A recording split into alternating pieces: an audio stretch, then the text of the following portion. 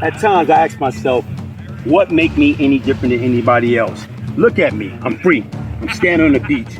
I look at all the opportunity that I could have lost my freedom. I could have lost my life. I could have been murdered, executed on the street, like no problem, die of a violent death. But look at me. It's only because of the grace of God that I'm standing on the beach, on the sand, reliving, reenactment of my life story. You know why? Because God is good. God is good all the time. And he gave me, a sinner, a lost soul, a second opportunity. He gave me more than a second opportunity. And that's why when I got this opportunity, I refused to let it be in vain. That's why I'm taking my time, sharing my story, getting y'all guys to understand. Stop picking up that brick and throwing at that prison wall for absolutely nothing. Your freedom is valuable. Your freedom is priceless. Take it for somebody that knows. Don't go out there and do it yourself. It's not worth it. Stop playing Grand Theft Auto with your life. It's not worth it. Wouldn't you like to be on the beach, opposed to being on a run, Labor Day weekend like I was? Look at this. This is beautiful. This is life. This is what life is all about. And guess what? Only person can control that is you. Your action, your choices, your decision making. Every Labor Day, I catch a flashback of being on a run from the United States government.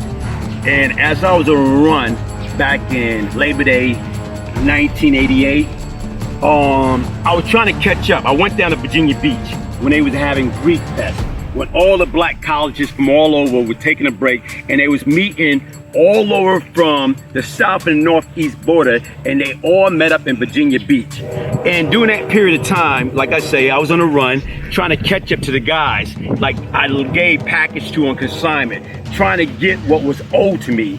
And as I was down there, having a good time, being on a run with my little teeny afro and my glasses, trying to be an incognito. It was next to the last day, I ran into a group of individuals, and these individuals from Brooklyn, and they was just as dangerous as I am. The guy Webb and his right-hand man, the late Demisio, these guys were the same guy that were responsible for killing the original 50 Cent. So even though when I was down there and they approached me, I'm basically by myself, and they was like 30 deep. And when Webb approached me, and keep in mind, one of the biggest players at the time, keep in mind, when he approached me, I didn't think nothing of it. We started talking. We started talking about different events that's been happening with my organization and his organization or whatever. So basically, what he was telling me about was like certain things that happened. And I'm telling myself, look, man, I'm not even thinking about that. I'm gonna run for the US government, and I got too much of other stuff on my plate to be focused on something that minor or whatever. And I think I took him off track, and I didn't even know that or whatever. So based upon my answer, he was kind of like, okay, cool. So what he did was he summoned his right-hand man from downstairs. And when he summoned his right-hand man came up there. And when his right-hand man came up on the balcony, we started talking. And basically right now he say, such and such, this is Glaze, this is such and such. I said, what's up, man? So basically he came out and was telling me the same thing that Webb was telling me earlier. And I said, look, man, like I told Webb ahead of time, I don't care. I'm not thinking about that or whatever. I got too much of other things in my mind. I'm gonna run fighting for my life from the US government. I'm not trying to go to jail for the rest of my life. So all that other stuff, I don't really care about the time or whatever. So he was kind of baffled and puzzled because I gave him an answer they didn't expect to give them or whatever. So even during that period, what happened, like mind you, as we're on the balcony, you can see his group. It was Demisio and probably like 16 other guys that was out there. And right now is, okay, I didn't really pay no mind. But as I'm talking to Webb and his right-hand man, and I see Demisio staring at me, I'm like, something is wrong with that picture. So what I did was, after I finished talking to these guys, I left and came off the balcony and went in front of Demisio and the rest of the guys, the group. And when I went up to him, I said, yo, man, what's your problem? He said, you my problem. I said, what you mean I'm your problem? I said, man, every time I look around when we was kids, when we was on Rikers Island, you had a problem. Who got people off you? Who got the wolves off you on Rikers Island that was trying to rob you, that was trying to take advantage of you? I was the one. He said, yeah, you would. You saved me a lot. So anyway, it was kind of like, strange. I said, but when I came home from doing 3.5 years, you constantly kept my name in your mouth over some nonsense that didn't have nothing to do with you or whatever. So anyway, my man Webb like, oh man, come on man, y'all squash that. So what I did was, I said, okay, cool. I extended my hand to him. As I extended my hand to him, this brother, like, I'm not shaking your hand. You know what I'm saying? Everybody shake your hand, wind up dead. So Webb in his right hand, man, everybody looking at him, oh man, even if you feel that way, that's not something that you say. Long story short, we squashed it, we left it alone. You know, I didn't know it at the time that when these guys, like, you know, I found out about it like probably like 3 years later when I'm out there and I'm into my bid. My man LD, the late LD, and like he was out hanging out one night with Lou Hobbs, the Miss Yo, Can Do, all these cats. So after partying, they was out eating breakfast, and all of them was talking about a topic, and that topic happened to be Glaze. And they start talking about like the different events or running or misunderstanding that they have with me. So here it is, the Miss Yo was like, yo man, Lou, you remember when you was scared of Glaze? Can Do, you remember when you was scared of Glaze? So he told a story about the Virginia Beach. He said, here it is, all week. What they did, they planned to go down to Virginia Beach, you know, doing Labor Day weekend, and hopes of running to the one they call Brian Glaze Gibbs. He said next to the last day, he said they 20 deep. He said they was in the car, like, and all of them was saying, here it is, once we get down to Virginia Beach, if we run into Glaze, we gonna gun him down like they did Sonny Corleone in the movie The Godfather. So he say the next to the last day, he said they deep, they strapped, they caught me, I'm by myself. He said when they approached me or whatever, he said they got me. And when they had me, he was kind of pissed because it didn't go the way that he expected to go. So even with that being said, because only thing that saved my life that day from these guys didn't kill me because I was being real. I was being me, and that's the only thing that saved my life. Even after that or whatever, it's like a month later, I wound up meeting up with Webb and his right-hand man, and we went to California while I was on a run. And they was trying to help me, you know what I'm saying, get my plastic surgery. So back then, I didn't want to go to jail. So I wanted to change up my whole appearance. I wanted to change up my face, get my fingers done. I wanted to get everything done. I want to do everything that I need to do to prevent from me going to jail. But just so happened as we're in California, like I told you, I had one guy in New York that was going to do my surgery, and he got scared at the last minute. And that's the same thing that happened in California. But after that, me and Webb wound up building a great relationship. And, you know, I got nothing but respect for him. Even, you know, as time went on, when Demisio was murdered by Alpo or whatever, and you just sit back and you think about that, your hearts go out to the victim and their family. Because once again, despite we didn't see eye to eye on certain things, you know what? I didn't have nothing against him. By that time or whatever, my past was my past, and I left it behind me. Webb was a dangerous individual, Mr. Low Key. Always on top of his game, had, you know, strong crew, and didn't take no shorts or whatever. So at that present time, when he approached me, I done read it to him like numerous of times, whether it's at the hotel, at the barber shop, or, you know, different events. But we never had any real problem that I know of. So that particular time when they approached me, I didn't really pay no mind. Why I didn't pay no mind? Because at that present time, you know what, I was free and clear as far as like worrying about anything or anyone at that present time. So when they approached me, I didn't think nothing of it. I didn't know until several years later that their intention was like they was gonna murder me. They came down there to execute me. And guess what? If they wanted to, and if my answer wasn't legit and clear at the time, I would have been gone because I didn't have no defense. It's no defense for the element of surprise. Like I'm on a run. I'm trying to catch these guys that owe me money from large packet that I gave them on a consignment. And being that I'm on a run from the United States government and they know I'm on a run, guess what? They was not trying to pay me. They was trying to hope that the federal government get me so they didn't have to pay me. So I'm down there on my hunt to try to find these guys because all the hustlers during that period of time, guess what? Labor Day weekend, they was taking that weekend, that 4-day weekend to go down there Friday, Saturday, Sunday, and Monday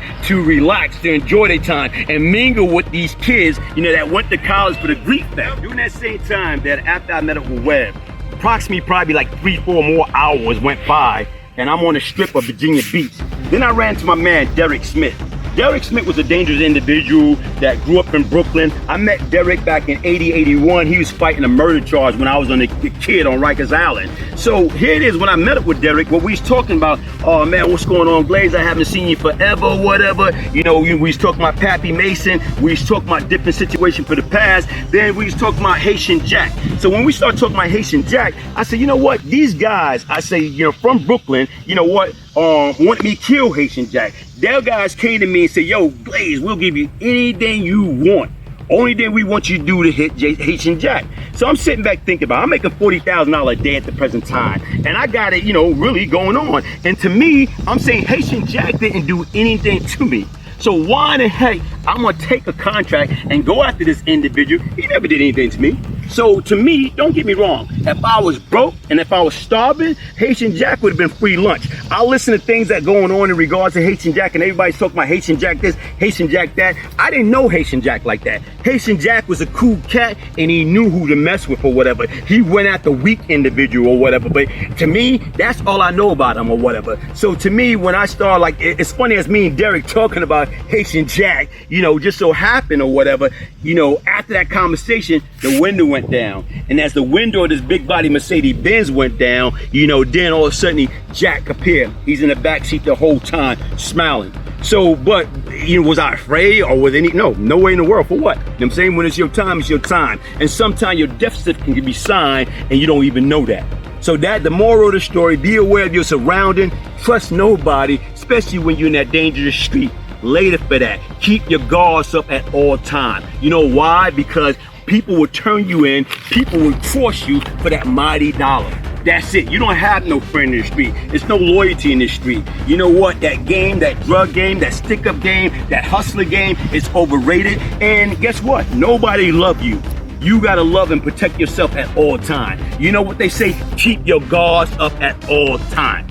Keep it up. Why they telling you keep it up? Because nobody out there can be trusted. They smile in your face, and all the time they want to take your place.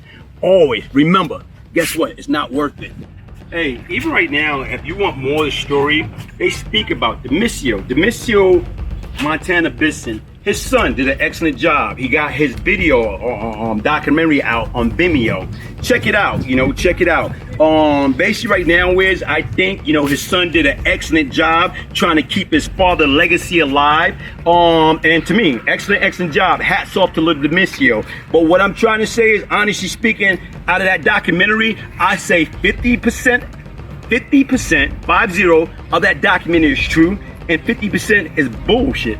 You know why I say it's bullshit? Because when you sit back and think about it or whatever, where's all these information coming from? Who was some of this character that's he interviewing them? The bottom line, if you're gonna tell a story, talk about the good, the bad, and the ugly. If you're not gonna do that, then you're being biased or whatever. Because once again, the Demisio that I know, that was not him. I know Demisio from a kid since we was 14 years old. So what happened to him, or even a statement came up that his son say that he got information from these guys that his dad used to go at it with me. His dad never went at it with me. If his dad would have went at it with me, he wouldn't have to worry about that untimely situation that happened at Alpo. It would have been done a long time ago. The difference was he was with Webb and them during that period of time in Virginia Beach, and Webb and them had me.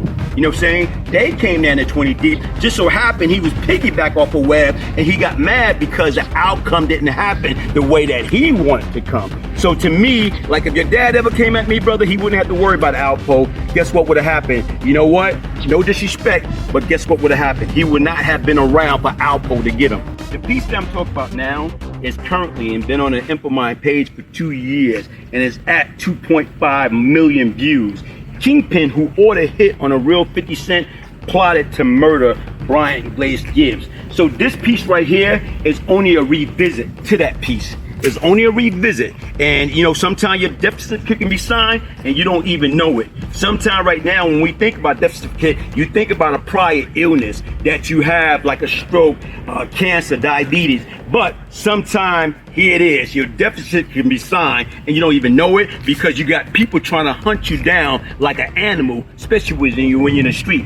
When you're in the street, you got the wolves coming at you when you got a name or you got a reputation and known for being dangerous, known for putting in work. So people, sometimes your death certificate can be signed and you don't even know it. But always be aware you're surrounded and know what the heck you up against when you sign up for that game. The game ain't for everybody. The game isn't for everybody. Take it for somebody that know, somebody that experienced, somebody that escaped. Crime doesn't pay. Once again, follow me. Check out the Glaze Gibbs YouTube channel. Hit the like button. Subscribe to that page. It got a lot of good content, a lot of good information coming your way. Keep up. I'm going to talk about today's event I'm gonna talk about upcoming event. I'm gonna talk about past event. I'm gonna talk about the good, the bad, and the ugly. This is my ministry. I am not your typical minister. I am the new version of minister, allowing you to share my past experience and hoping that I get you to understand and share my pain and learn from my experience, opposed to going out there and trying for yourself. Listen, do not go out there and be a test dummy. I did that already, and I'm here to tell you right now, I survived for a reason. God spared my life for a reason, and I'm here telling y'all, guess what? Do not be like me. Do not go down that wrong road. Learn from the best. Learn. If I can change, anybody can change, because change comes from within. Signing off, Brian Glaze Gibbs.